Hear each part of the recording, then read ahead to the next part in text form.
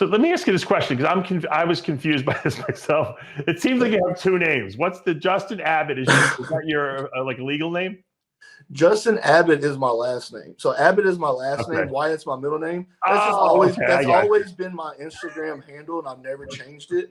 So even Chris sometimes he knows now that it's Abbott, but he still calls me Justin Wyatt. It's Species Nutrition with one mission in mind: to provide bodybuilders and serious athletes with no-nonsense supplements that work. I put my name and reputation on every bottle of Species Nutrition products. If you want to be your absolute best, join the evolution.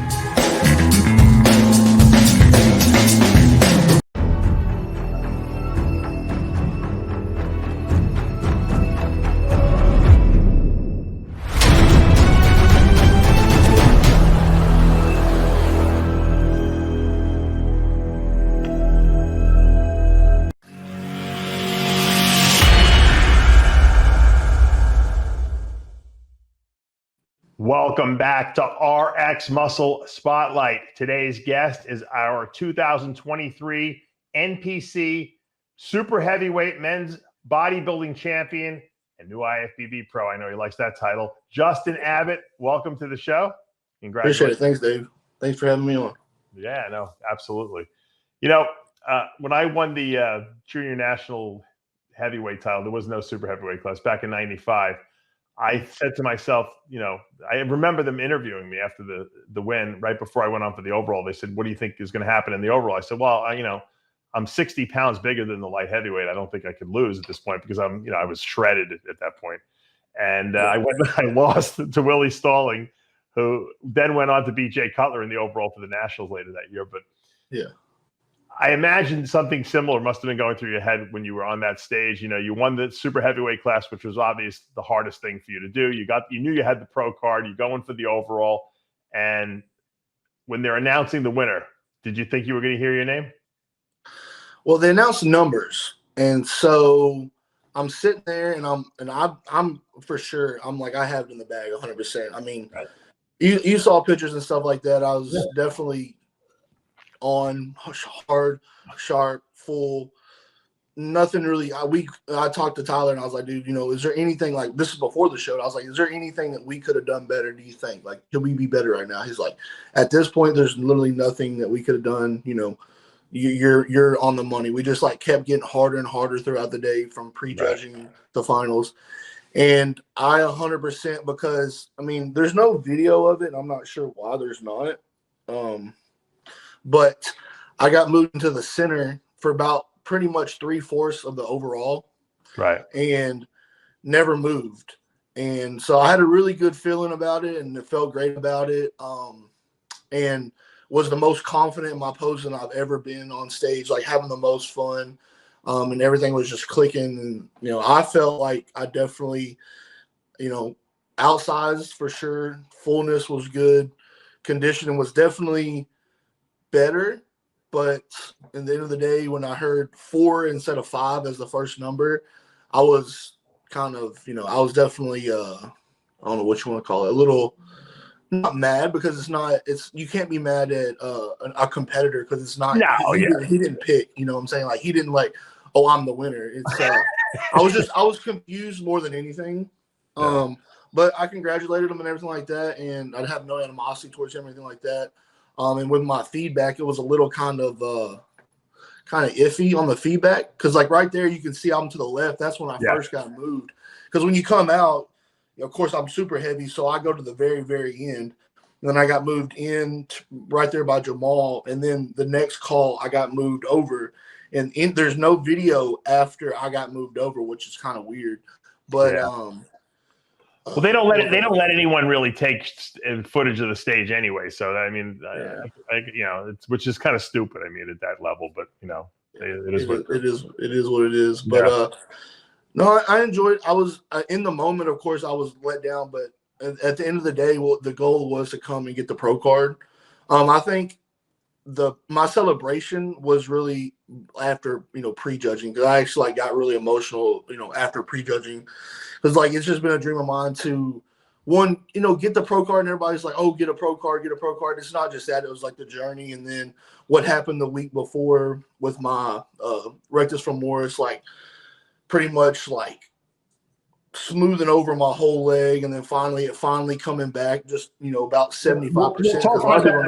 Let's talk about that in a minute. I want to bring up, I thought you put the show away here. This is where I thought you put it away from behind. Yeah, the back shot, yes. Back elbow bicep, because the light heavyweight, and I interviewed Trevor, right after he did. He had really good shape and structure and stuff like that, but I thought he wasn't as hard as you were from behind. I didn't think the heavyweight was as hard as you were from behind either. And I thought when I looked at the pictures and the way I was evaluating, I said, look, he's got size, he's got the best conditioning on stage. He wins the back poses. I would have had you winning, but that's, Well, see, that's a very what would you say, common consensus. But like I said, this is not a knock on Trevor, nothing like that. But there's been a lot of people, a lot of judges, a lot of big names. There's been literally every podcast that's brought it up has said that, which, I mean, we can't do nothing about it. It doesn't matter. We can't do anything about it.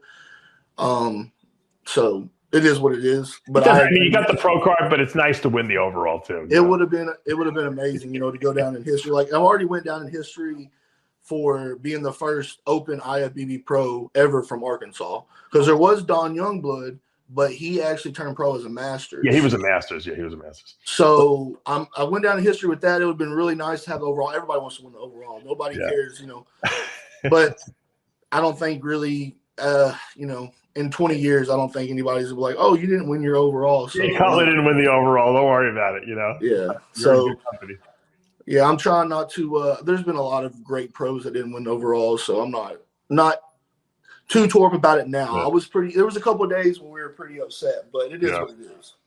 Are you the only football player, I should say, from Arkansas who didn't become a football player? Arkansas. Football is big in Arkansas. We know that.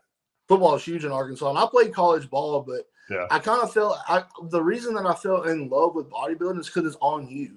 With football, it's an 11-man sport. On one side of the ball, so it's if somebody else messes up and you do perfect, you're still gonna lose your game. Stuff like that. So that's kind of why I love bodybuilding. Anyways, it's all on me. Right.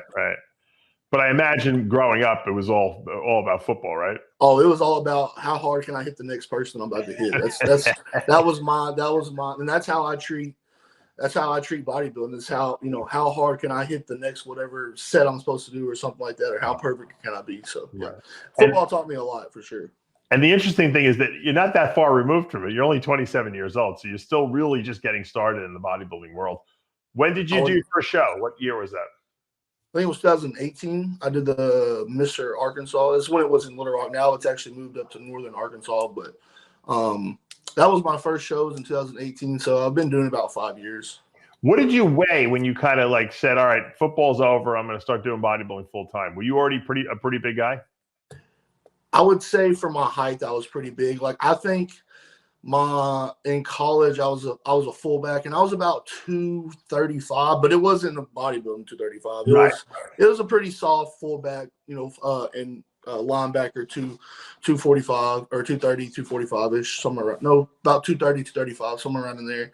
And then I think I made light heavies for my first show, which was like 190. I think I was like lowest like 196. And then this past show, I was about 252 on stage.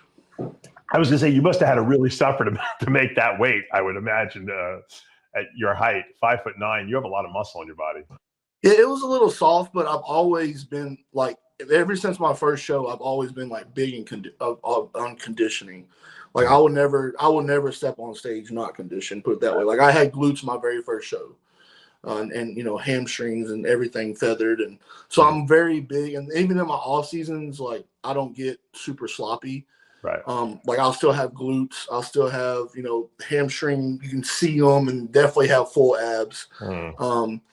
So I'm just really that's why I think me and Tyler click so well, is because we really like conditioning, and with bodybuilding, you got to be conditioned. Yeah. Tyler always texts me, and we kind of go back and forth with different ideas and stuff like that. And obviously I put the offer out there. Anyone who won their class, I said, I'd be more than happy to interview. And he instantly texted me, and I said, yeah, I got to get Justin on, because I wanted to ask him. I wanted you to cool down a little bit for a couple of days before I interviewed you, but I wanted to know, I knew you had to be, upset about the fact that you didn't win the overall, because I know how I felt, at the show that I was just telling you about. I know, I'm sure Jay Cutler felt the same way. So it's, what your advantage is that you're young. And when you look at your physique, and analyze the pictures and stuff like that, what do you see yourself needing to improve moving forward? Like, what do you like say? I used to look at my physique and I would like throw up. I'd say, terrible here, terrible there. What do you think you need to work on? Of course, I would like more quad sweep. That'll make the illusion of my waist, because I'm not like a super tiny waisted wasp waist guy. Right. I think it comes from years of just really banging weights. I really lift hard. But definitely more quad sweep. And they came up from last year. That's, tremendously just the sweep itself, not like the overall leg thickness is there. Just the sweep itself could use a little bit more, or, however much I can possibly get more lower latch. Nobody can ever have too much of that.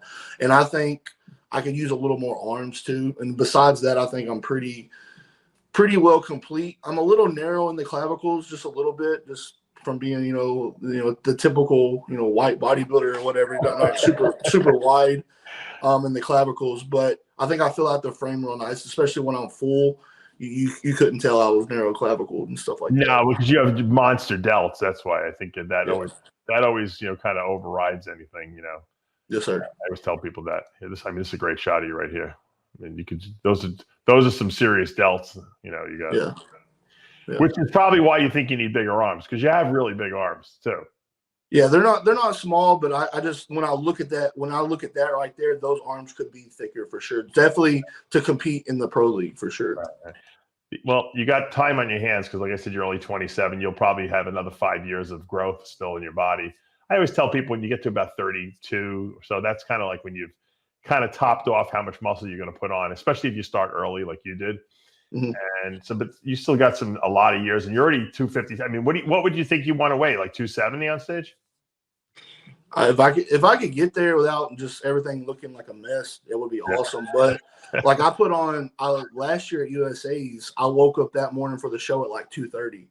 Wow! So I already put on like 20 pounds of stage weight in like 16 months. That's impressive. And I tell people, when that 24 years old to 28-year-old is when you do all your growing. Right? For some reason, that seems to be the peak years to grow. And that's why I'm always, and I'm giving you a compliment here, I'm always mystified when I see people tell me that, I said, how much did you gain since last year? They're like 2 pounds. I'm like, you're 20-something years old. How are you not gaining like at least 10, 15 pounds of muscle every single year?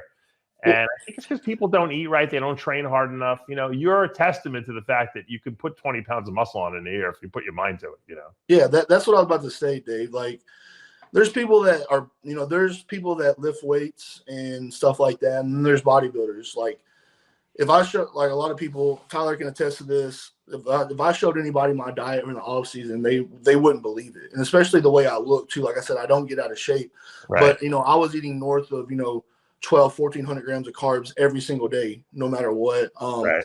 Protein high, 500-600 grams of protein a day, high fats, 120, 150, sometimes 170, and that's every single day. And that's not missing a meal. That's, six. No, we end up making almost basically 8 meals a day if you count your intra-shake. So, right.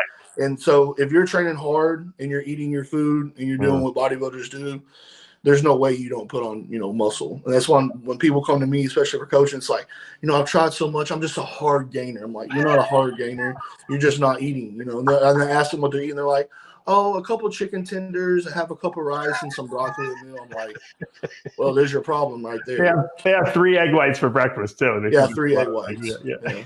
I go to the deli, I get 3 egg whites on a bagel, and I said, well, that's 9 grams of protein right there. You only have another 250 to go for the day. Yeah. I'm glad you said it, and I didn't say it, because I beat this drum all the time, and I tell people, if you want to grow, you got to train heavy and you got to eat big. And a lot of people can't do it consistently. They can do it 4 days a week. and then 4 they days a week. mess up 2 days, 3 days a week, and then they wonder why they don't make gains, because you could undo a whole week's of progress in one day if you mess one day up. You know that. And not even that. It's, can you do it for 16 months in a row? Can you do it for 5 years you in a do row? something for 16 months in a row, there's no way you don't get results you want. And I'm not talking about just bodybuilding. If you want to learn Spanish, if you told me that you tried Spanish every day for 16 months. Oh, we lost him. Oh, there you go. Sorry about that. I had a phone. Yeah, that's good. You were saying about Spanish. You practice Spanish every day, you said. If you practice Spanish every day for 16 months, you should be able to go to Mexico and just walk around like you're normal. So that there's a lot in this industry, and especially a lot of people, and you know this, I don't even know if I should even bring it up, but a lot of people just want to point towards drugs and everything like that. And I'll tell you right now, like, that's not the secret. That may help, but it's not the secret. And it's a lot of food, consistently, day in, day out, training your butt off and resting and making sure that muscle's recovered.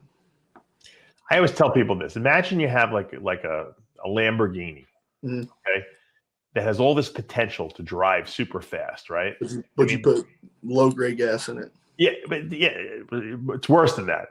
Okay. So the Lamborghini is almost like, your genetics plus the anabolics you take, right? Okay. Yeah. But you don't put any gas in it. Okay. Oh, no gas. And you're sitting there and you're trying to get the car to go, and you're like, I don't understand why the car's not going anywhere.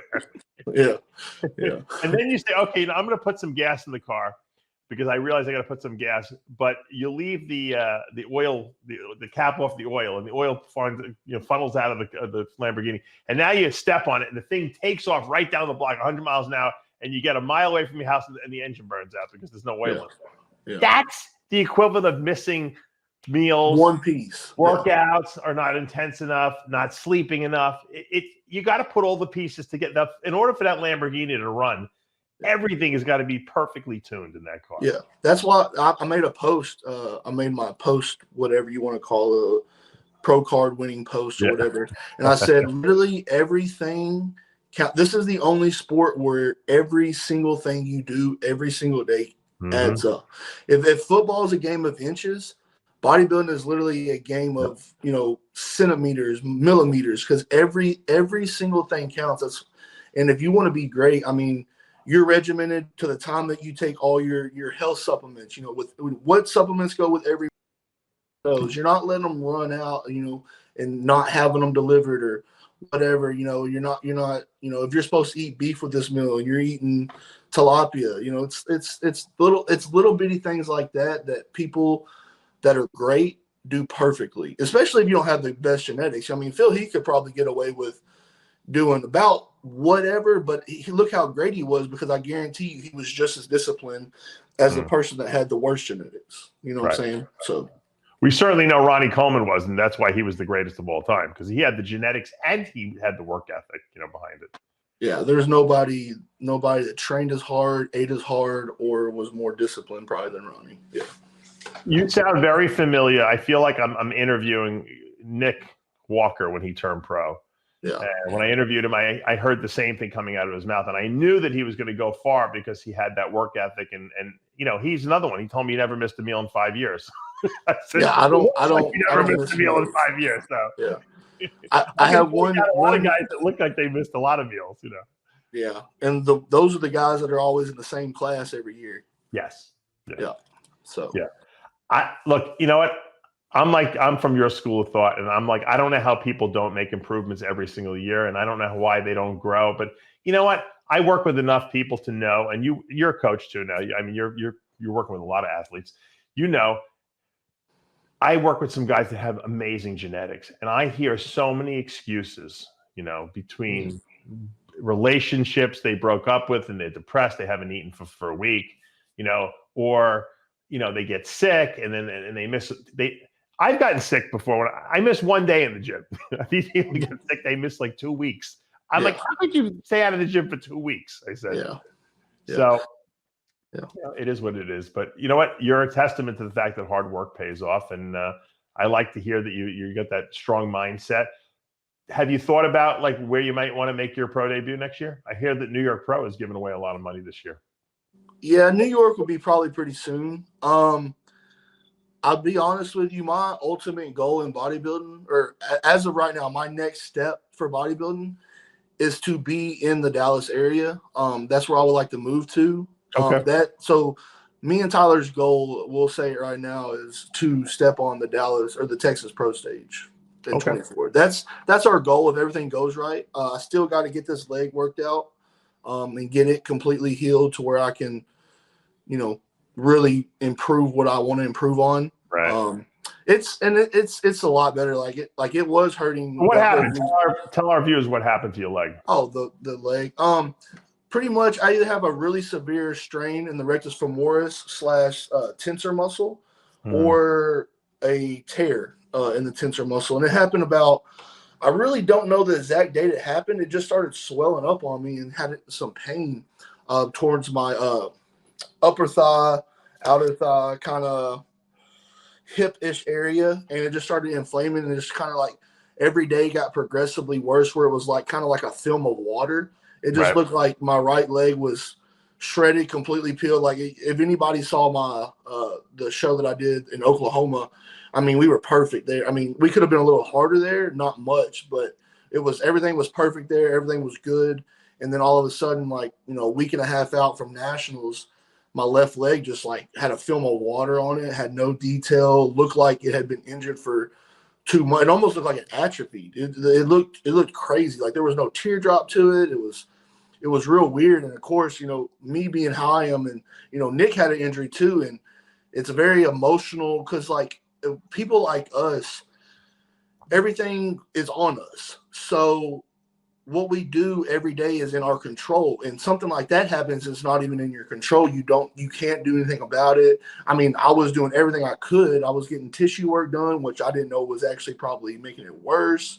I even tried a newbie, and I went to a specialist with a newbie, like tried to just to get it firing again. Maybe thought it was lymph nodes, so was taking antibiotics for lymph nodes. Had lymph node massage drainage, like was using the sauna, and I was doing everything I possibly could. We finally just 2 weeks out was like no cardio anyways. We were already ready. So I was just basically doing steps, and he was like, man, just rest your leg. Don't do anything to aggravate it. And finally I got down there like a week out, and I don't know, and Ty still hadn't told me this or not, if he was freaking out or not, but we were asking, people all around the industry, like, hey, have you ever seen anything like this? What could this be? Nobody really had answers for us. Yeah. And finally, I just started icing it, and then I would use a heating pad with a compression, like an ace bandage over it, keep it elevated. I was taking Epsom salt baths every night, and just every day it got a little less inflamed, a little more detail came back. And like I said, I didn't sign up for the show until Wednesday. Wow.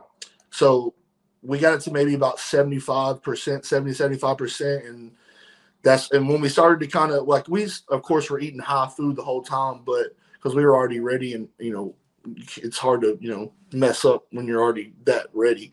But when it started filling out and pulling fluid back just a little bit, it seemed to just bring that leg back to life. Like it was pushing more against the skin, and you could have all 4 muscles were separated and striated. So it ended up being okay. It wasn't as noticeable as I thought it would be on stage. A lot of people didn't notice it at all, which is nice. Yeah, I think it's just a testament of being that lean that I was able to get. Like if I would have been a little bit, less sharp, I think it would have been super noticeable. But I think just a testament to us being that lean allowed us to kind of get away with it and go ahead and pull the pro card out. So that was a real stressful situation, and I don't know how Ty. I know he probably had to sleep for 4 or 5 days after that show because I know he was stressed out because he was trying to keep me calm, but he actually managed to keep me calm and everything like that. It's just a testament. How did it feel once you gained the weight? Once you gained the weight back, how did it feel? Like since you've been off the show, has it blown up again, or is it? No, it actually looks pretty good. It doesn't look bad. Of course, I'm very sensitive. We didn't even use any diuretics this show. Oh wow! But even just pulling back the water, I think on Friday, we pulled back 2 liters of water total. And I always wake up dry. But we knew, like, when we went to bed, we weighed.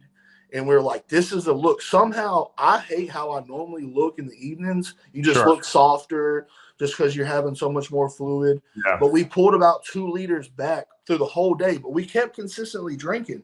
No diuretics, nothing, no manipulation. Wow. And every meal we just got harder and harder and fuller and harder. And we went like the last set of pictures before we went to bed, we're like, look, this is how we have to get on stage. This is perfect. Right. So we added another meal in just in case, because we knew that I wake up flatter and really, really dry. And of course, that's exactly what happened. I woke up dry. But since we added that last meal in, I was still able to hold quite a bit of fullness. We were probably like, I don't know, 75% full, 80% full. And with just another meal and then a little bit of, snacking before prejudging, we were able to get that pop back.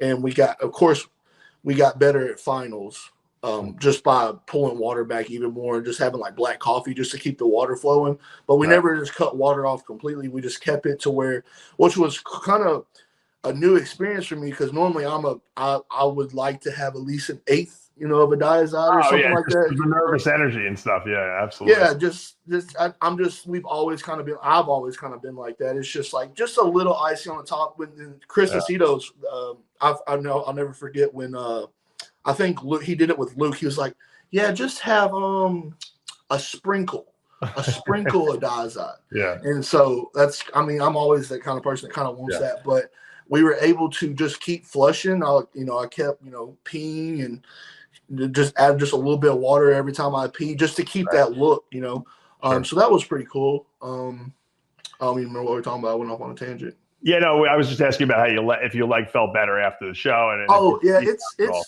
It's definitely better. I'm still I'm gonna do, because that's my favorite thing to train is legs. So I'm gonna do hamstrings today, but I'm not gonna touch quads. You might have just pulled a small muscle in there and you didn't even realize it. Yeah. Yeah, it's just something. It never bruised. It never got red. It just held a film of water where if you wake up in the morning, as soon as you stand up, you're just vascular when you're shredded. And so I was completely vascular on my right leg, and I was completely vascular on the inside and outside of my left leg. But just right there on the rectus femoris, it was just holding water. Like if you were to do a skin caliper, I could do just a pinch test with my fingers and pinch my right leg, and it's what you would call dick skin.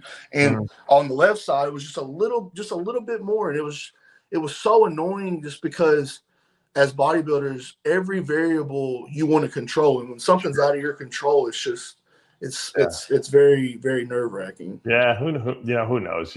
Like you said, you mentioned earlier, you might even been a lymph node that was a little swollen or something like that. Maybe you had and I've had that before. And when that happened, there was inflammation on the inside of my leg. But there was no inflammation on the inside of my leg this time. It depends on which lymph node is swollen. True. That's true, because there are some under your kneecap too. Yeah. That's true. I would get like a deep tissue massage and see if that helps. Yeah. You might have a little blockage in one of your lymphatics or something like that. Yeah, that's true. I'm working with a girl right now out of Dallas. We'll have a phone consultation tomorrow. She's I would call her like a super physical therapist. She's really good at what she does, and we're going to work it out and try to make it to where we're not just putting a Band-Aid over it. We're trying to figure out exactly what it was that was causing the problem and get around it. I remember years ago, my friend Dr. Castro, he was a chiropractor who did ART, and he would release like my psoas muscles, and there's a release move they do that also frees up that main lymphatic duct to your leg.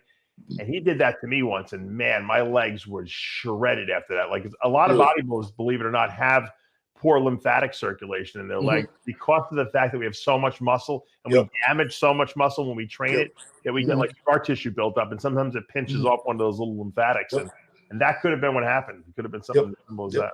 Yeah. Yep. That's why massage is really good to get on a regular basis. What's cool is one of my best friends is actually a physical therapist, and he specializes in dry needling and deep tissue massage. Cool. And he literally lives on the next apartment over. So that's great. So I'm like, hey bro, when you get off, you mind coming over? He's like, yeah, I'll come over. And he works on me like. I used to just show up at his doorstep. He lived around the corner from me, and I'd be like, adjust me, fix Yeah, me. he probably gets tired of it, but it was worth it. Guys love it. They love it. They love Yeah. treating bodybuilders and stuff like that. Yeah. Well, that I want to just give you a huge congrats. And once again, I feel bad that you didn't win the overall, but you got the IFBB Pro card. We're going to see you Yes, on sir. an IFBB Pro stage this coming year, and so Yes, sir. best of luck. Hey, I appreciate having me on, Dave, and thank you for being on my side with the overall. Yeah, I'm a big guy. I always go for the big guy. Let me ask you this question. Yes, sir. Here's your opportunity. I know you have a bunch of people you want to thank. You want to just throw that in before we forget? Yeah, I want to thank Tom, my coach. Been with him we were actually friends before I decided to, ask him for help because I was with Andrew Vu before. Mm-hmm. And we were actually lived in the same state. We were training legs together every Sunday. And I was like, man, why don't let's just do this. He was bringing people in peeled, and that's my biggest deal is, bring me in condition. Right. But also as being friends, and him almost like a father figure / mentor to me as far as coaching and everything. If I ever have any questions, I'll reach out to him for another eye or whatever. Really great guy. If anybody needs a coach, reach out to him or me for sure. And then definitely,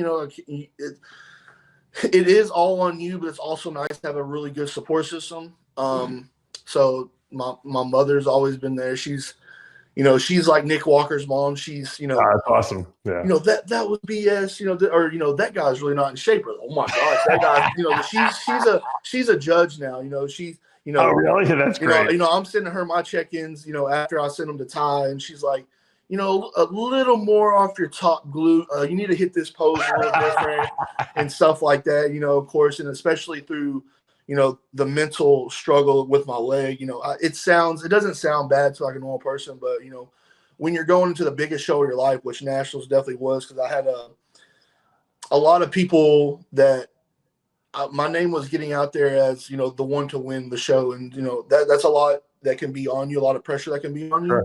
And when something, out of your control happens, and having a support system like them, praying over me every day and, making, checking on me and, even stopping by when they live 30, 45 minutes away. And that was real nice. And, all my friends, definitely like Chris Fine, real good guy. I know Chris Fine. Yeah, that's probably one of my best buddies in the industry. Oh, I didn't even know that. That's funny. Yeah, Chris is awesome. He I actually have I posted on my story today.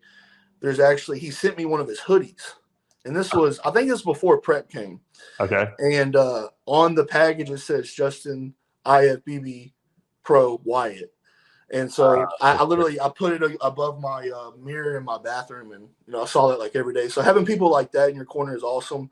And then also sponsored by Nutrex, having them in my corner, helping me get to the show and supplying me with supplements and stuff like that. And it's just and then Iron, the gym that I train at, them supporting me and stuff like that, having a great facility to go and train and a great atmosphere and people that actually like bodybuilding and know bodybuilding, because around here there's not a whole lot of you would say bodybuilding community.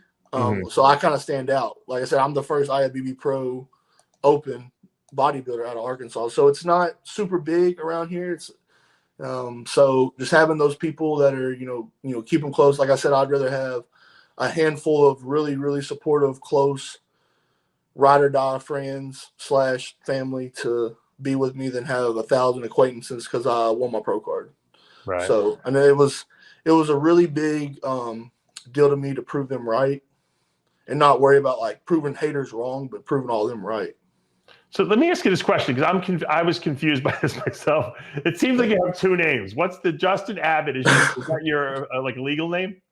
Justin Abbott is my last name. So Abbott is my last name. Wyatt's my middle name. That's always been my Instagram handle, and I've never changed it. So even Chris sometimes he knows now that it's Abbott, but he still calls me Justin Wyatt. Right. And a lot of people call me Justin. I think they even announced on stage as Justin Wyatt. So it doesn't really bother me. Yeah, and in bodybuilding circles, I knew it was Justin Wyatt, but then I saw the name. I'm like, I just figured, well, that's your real name. I'm like, I don't know what he wants to use or not. Yeah, well, I guess we'll use Justin Wyatt until we finally come up with a nickname. Yeah, well, maybe that is your nickname, Wyatt. I guess Wyatt. Yeah, Wyatt's fine. And if anybody, this will show you how Arkansas I am, how redneck / / country I am. I love it. Wyatt is actually from, my dad named me after Tombstone, the movie. Wyatt Earp. Wyatt Earp. Oh my God. I love it. I love it. One of my favorite movies. Yeah. Tombstone's great. A lot of people are like, Tombstone? What's Tombstone? You got to go get you some old. Tombstone. I know all about it, believe me. Yeah, you got to go watch you some Tombstone and some Lonesome Dove and stuff like that. So you actually know where you're. My father, I didn't know this. My father tells me when he's on his like deathbed, he's like tells me who. He's like, I named you because my father was a teacher. Yeah. And they used to call him. My name obviously is Palumbo. They used to call him Columbus. Yeah. So they how they confused Palumbo with Columbus, I don't know. They thought it sounded the same. So my father didn't want to name me Christopher Palumbo because then he thought I may be fun of. So he named me David Christopher Palumbo. That's what the middle name. My middle name was that. I was named. He's like, I said, so I was named after Christopher Columbus. He's like, yeah. I said, you never told me that for 88 years you've been alive, and I've been alive for 50 years. You haven't told me that. That's funny. I never thought about it. That's funny. That's funny. So you're Wyatt Earp. I'm Christopher Columbus. There you go. There you go. Congratulations on the big win, and keep us updated and enjoy the spoils of your victory. Hey, I appreciate it, Dave. Thanks for having me on. Guys, that's going to take us to the end of another episode of RX Muscle Profile. I'm Dave Palumbo with Justin Wyatt Abbott. We'll see you next time. See you.